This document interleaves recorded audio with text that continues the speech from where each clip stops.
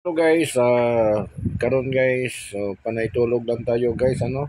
Kasi ulan ng ulan. Ah, ako nga nag-a-apply ako guys na umapply pa ako na bumalik ng security guard.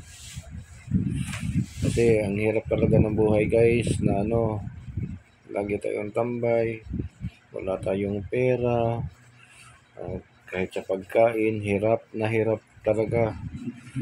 Kaya ayun nga guys, sana po na yung in-applyan ko kanina po, kahapon pa sana yun guys na interview ko.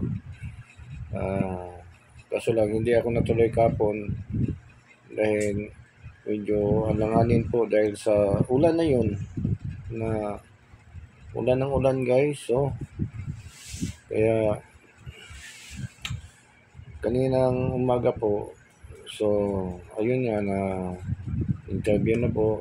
So naghihintay na lang po ako ng signal po nila kung kailan ako maka-duty po. So ngayon sa panahon na to guys, dahil sa malamig naman yung panahon natin ngayon.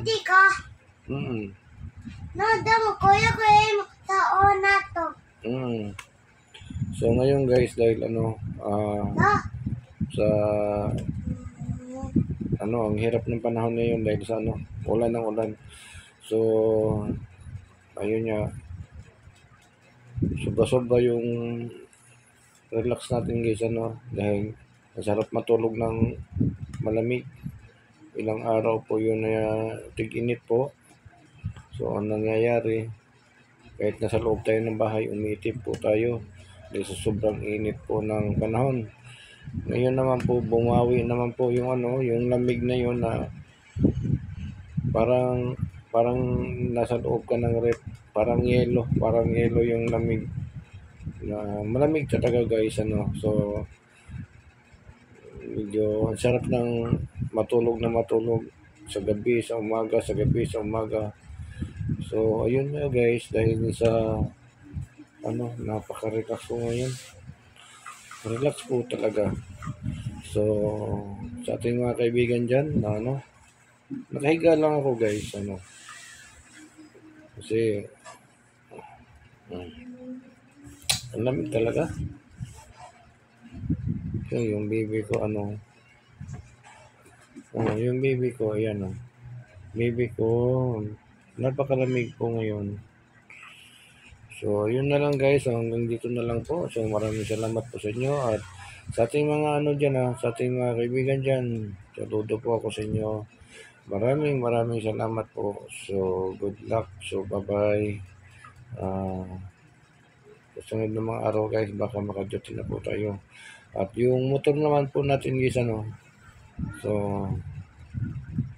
para gumanda yung ko ngayon, pace ko ngayon na may motor na ako So maraming salamat po, at sana po darating na po yung yung hinihintay po natin na plate number po, at susurtihin po ako na makatrabaho po, maka-duty po ako. Tapos tapos naman guys, double talaga to. Double talaga to yung hanap buhay natin guys. Maaraw sa gabi. So hinihintay natin guys, pag mayroon na tayong umiyak guys, mayroon na tayong restro po sa ating motor po. So dudublihin po natin yung kayod natin guys, na bumawi tayo sa New Year na to. So hanggang dito na lang guys. So advance Happy New Year po. So Merry Christmas. So maraming salamat. Bye-bye.